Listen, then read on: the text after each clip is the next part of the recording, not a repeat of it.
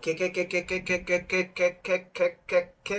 I'm back to vlogging, no?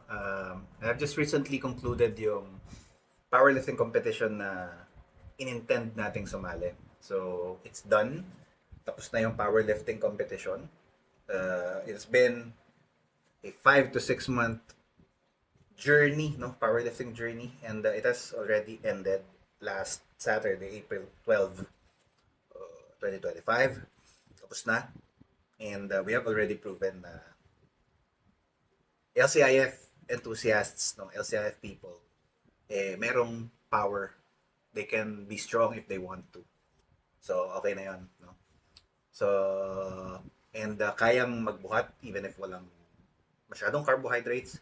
Kayang magbuhat even if walang kain, no? So, okay na yun. Tapos na yun. That being said, I'm back to, I have more time now to vlog. And sakto, nakabitan na ng aircon tong aking mini office. Hindi na siya mainit. Although hindi siya nakabukas ngayon. So that being said, I'm going to post a lot of vlogs again, no? Sa new domains ko, hindi na dun sa lumang ano ko, sa lumang YouTube ko. Sa new YouTube and new Facebook and ito. No? So anyway, I'm going to post new free vlogs, no? And this time around, it's not just going to be exclusive to LCIF. So aside from LCIF, I'm also going to post vlogs about personal finance, no, business, investments. I'm also going to post about spirituality, about relationships, love, sex, uh, what else? Politics, no, from time to time.